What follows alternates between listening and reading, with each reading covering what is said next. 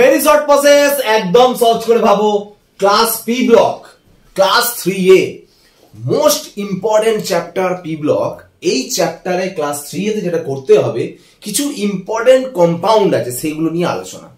তো first important compound হচ্ছে borax. বোরাক্সের ফর্মুলা Na2B4O7 10H2O। এই বোরাক্সের মধ্যে না 10 নাম্বার অফ H2O মলিকিউল কিন্তু থাকে, এটা বোরাক্সের ফর্মুলা। যদি অ্যানহাইড্রাস বোরাক্স বলে তখন কিন্তু এই জলটা বাদে, ঠিক আছে? না হলে কিন্তু বোরাক্সের ফর্মুলাই 10টা সমেত। যাই হোক, বোরাক্স নিয়ে কিছু আলোচনা আমরা করতে হবে। এটা যেহেতু গ্রুপ 13 এলিমেন্টের ফার্স্ট এলিমেন্ট হচ্ছে বোরন, বোরনের একটা ইম্পর্টেন্ট কম্পাউন্ড হচ্ছে বোরাক্স। তো সেই বোরাক্স নিয়ে আমাদের কিছু কোয়েশ্চেন অ্যান্সার আলোচনা আমাদের করতে হবে, জানতে হবে। যেমন ফার্স্ট কোয়েশ্চেন দেখো, aqueous solution of borax is alkaline in nature. মানে বোরাক্সের জলীয় দ্রবণ বলছে ক্ষারধর্মী। এটা কেন? দেখো, তোমাদের প্রথম যেটা জানতে হবে, বুঝতে হবে, যেটা অ্যাসিড মানে আমরা সবাই জানি, ক্ষার মানে আমি জানি, মানে বেস মানে আমরা জানি। তো অ্যাসিড পৃথিবীতে যত আছে তার মধ্যে মনে রাখবে এই তিনটে অ্যাসিড একটু ভালো করে মনে রাখো। এই তিনটে হচ্ছে স্ট্রং অ্যাসিড, বাকি সব উইক অ্যাসিড। স্ট্রং বেস, তীব্র ক্ষার কারা কারা? সোডিয়াম হাইড্রক্সাইড, পটাশিয়াম হাইড্রক্সাইড আর ক্যালসিয়াম হাইড্রক্সাইড। বাকি যত বেস আছে সব হচ্ছে উইক বেস, ঠিক আছে? এই কটা স্ট্রং অ্যাসিড, এই কটা হচ্ছে স্ট্রং বেস। অ্যাসিড মানে H+ রিলিজ করবে, মানে H+ ছাড়বে, আর বেস মানে OH- ছাড়বে, তাই না?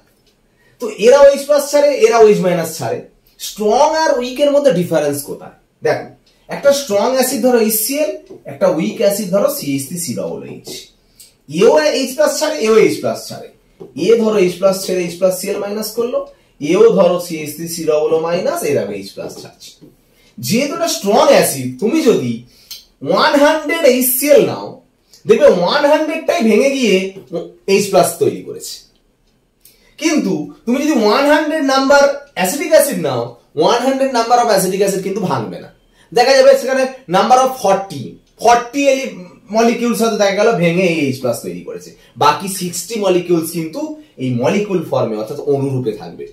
বুঝা গেল? তার স্ট্রং অ্যাসিড মানে যে কটা দেবে সবটাই আয়ন ফর্মে চলে যাবে, মানে এইটা এই দিকে চলে যাবে। আর যদি উইক অ্যাসিড হয়, উইক অ্যাসিড মানে এইদিকে যাবে, অতটা যাবে না। 100 নিলে তার মধ্যে 40 এদিকে যাবে, 60 এটা কিন্তু থেকে যাবে। তার মানে এরা স্ট্রং অ্যাসিড মানে পুরো 100 যে যতটুকু অ্যামাউন্ট দেবে আর কি, পুরোটাই আর কি বিয়োজিত হবে হয়ে ততটা মলিকিউলস মানে আয়ন্স তৈরি করবে। এখানে যতটা এই যে ক্ষারগুলো আছে, বেসগুলো আছে, তুমি জলে দিলে ম্যাক্সিমাম মানে পুরোটাই OH- তৈরি করবে, ঠিক আছে? তো এখন আমি একটা কথা বলি, দেখো তোমাদের এটা জানতে হবে। ধরো আমি দুটো সল্টের কথা আলোচনা করছি। ধরো একটা অ্যামোনিয়াম সালফেট, আর একটা বললাম বোরাক্স। ধরো বোরাক্স নিয়ে আলোচনা করছি, Na2B4O7। এদেরকে যদি জলে দাও, জলের সাথে রিয়াকশন যেটাকে বলা হাইড্রোলিসিস, আদ্র বিশ্লেষণ হয়ে দেখো, যেহেতু এখানে NH4 আছে, এখানে একটা বেস তৈরি করবে NH4OH, আর এখানে SO4 আছে, মানে একটা অ্যাসিড তৈরি করবে H2SO4। এখানে যেহেতু সোডিয়াম আছে, বেস তৈরি করবে সোডিয়াম হাইড্রক্সাইড। যেহেতু B4O7 আছে, তার মানে অ্যাসিডটা যেটা তৈরি করবে সেটা হচ্ছে বোরিক অ্যাসিড। ভালো করে দেখো তো, এই সল্টটা হাইড্রোলিসিস হয়ে যে বেসটা তৈরি করে দেখো সেটা উইক বেস, আর অ্যাসিডটা দেখো স্ট্রং বেস, এই স্ট্রং অ্যাসিড। উইক বেস আর স্ট্রং অ্যাসিড, তাই না? আর এখানটা দেখো স্ট্রং বেস, উইক অ্যাসিড। তার মানে ব্যাপারটা কি বলো? এইখানটার মধ্যে ব্যাপারটা বোঝার চেষ্টা করো। এটা তো স্ট্রং অ্যাসিড।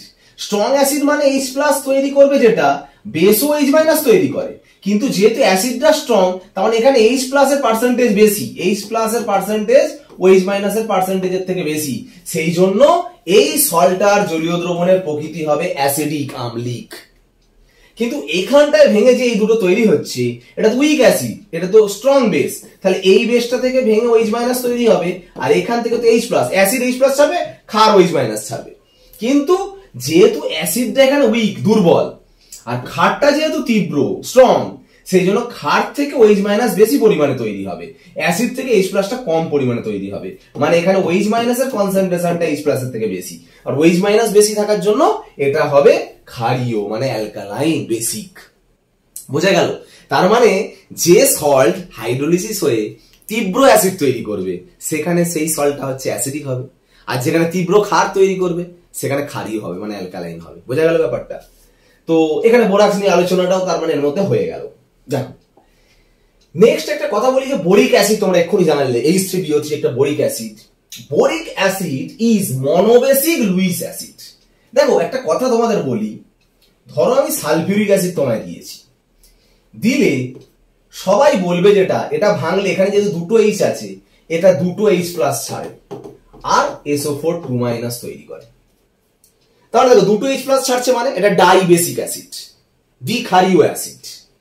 শুধু তাই নয়, এটা একটা প্রোটিক অ্যাসিড। মানে যদি আমি সালফিউরিক অ্যাসিডের স্ট্রাকচার আঁকি, এই হচ্ছে সালফিউরিক অ্যাসিডের স্ট্রাকচার, ঠিক আছে? যদি আমি এতে ওয়াটার দিই H2O, এই H2 এর যে ওয়ের লোন পেয়ার থাকে, এই লোন পেয়ার কি করে, এই H-টাকে তুলে নেয়, নিলে এই বন্ডটা ভেঙে এই ওয়ের মাথায় আসে। তার মানে ভাবো একইভাবে এইখান থেকে এই H-টা তুলে নিলে এর মাথায় ওয়ের মাথায় মাইনাস আসবে। তার মানে ভালো করে দেখো এইটা তৈরি হবে O মাইনাস, এদিকে O মাইনাস। তাহলে এইখান থেকে H প্লাস চলে গেল, এখান থেকে H প্লাস চলে গেল। তাহলে H2H প্লাস কে নিলে তখন H3O প্লাস। তার মানে দেখো দুখানা H3O প্লাস তৈরি করলো, মানে দুটো H প্লাস তৈরি করলো। এই দেখো এই যে দুটো H প্লাস বলছি, H3O প্লাস মানে কি জলের সঙ্গে রিঅ্যাকশন করেছে বলে H প্লাসটা H2O প্লাস হয়েছে। তার মানে দেখো 2 নাম্বার অফ H3O প্লাস তৈরি করেছে, মানে এটা ডাইবেসিক অ্যাসিড। শুধু তাই নয়, সালফিউরিক অ্যাসিড নিজের H-টা তো ছেড়েছে, ওই জন্য এটা প্রোটিক অ্যাসিড, এটা আরএনিয়াস থিওরি অনুযায়ী। কিন্তু বোরিক অ্যাসিডের ফর্মুলা হচ্ছে এইটা H3BO3।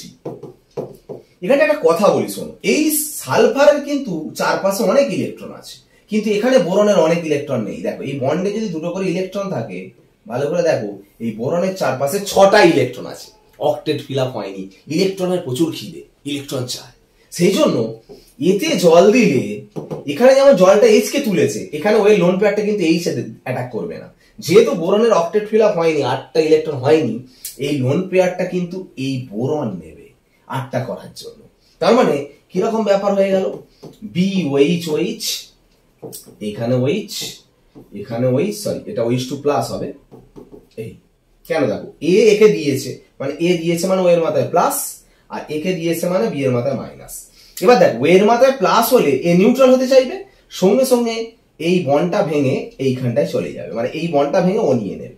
নিলে কি হবে, BOH মাইনাস OH হলো। আর এখান থেকে যেহেতু এটা ভেঙে গেল, তার মানে একটা কি ছাড়ছে দেখো, H প্লাস ছাড়ছে।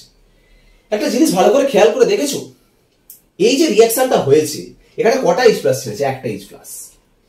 আরো যদি ভালো করে দেখো, এখানে বোরিক অ্যাসিডে কিন্তু 3টে H ছিল, ভালো করে দেখলে কিন্তু দেখো এই 3টে H কোনোটাই ছাড়েনি। অ্যাকচুয়ালি H প্লাসটা কার বলো তো, দেখো জল গিয়ে অ্যাটাক করার পরে জলের H-টা অ্যাকচুয়ালি ছেড়েছে। তার মানে এটা প্রোটিক অ্যাসিড নয়, নিজের H ছাড়েনি, বরঞ্চ বলতে পারি জলের ওয়ে লোন পেয়ার অ্যাকসেপ্ট করেছে বলেই কিন্তু জল থেকে H প্লাসটা ছাড়তে বাধ্য হয়েছে। এটাকে আমরা বলবো লুইস অ্যাসিড। অ্যাসিডের দুটো ডেফিনেশন, যারা নিজের H প্লাস ছাড়ে তাকে বলে প্রোটিক অ্যাসিড, এরা প্রোটিক অ্যাসিড। কিন্তু নিজের H প্লাস ছাড়েনি, জলের ওয়ে লোন পেয়ারটা গ্রহণ করেছে, অ্যাকসেপ্ট করেছে, করে জলেরই H প্লাসটা ছেড়েছে, এটাকে বলে লুইস অ্যাসিড। ওই জন্য বোরিক অ্যাসিড লুইক অ্যাসিড।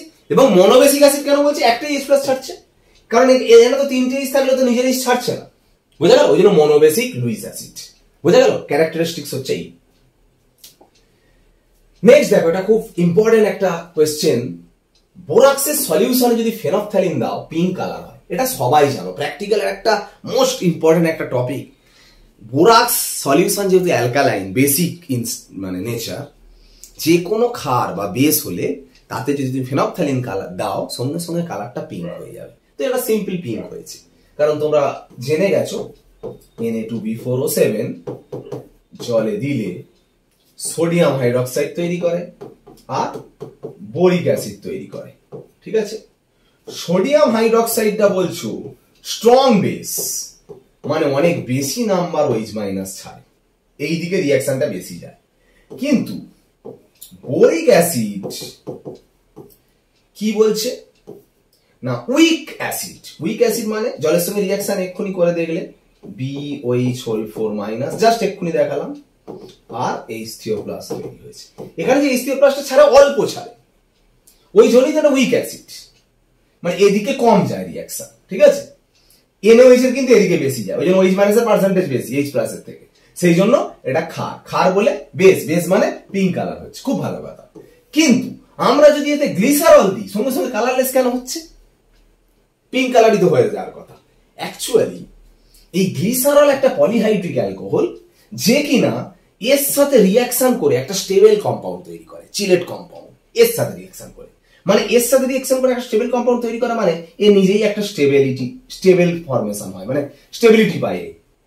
একটা কথা বলি, এ যদি স্টেবল হয়, তোমার কি মনে হয় রিয়াকশন এই দিকে বেশি যাবে না এই দিকে বেশি যাবে? যে স্টেবল তার দিকে যাওয়ার চেষ্টা করবে, মানে তখন রিয়াকশনটা এই দিকে বেশি যাবে।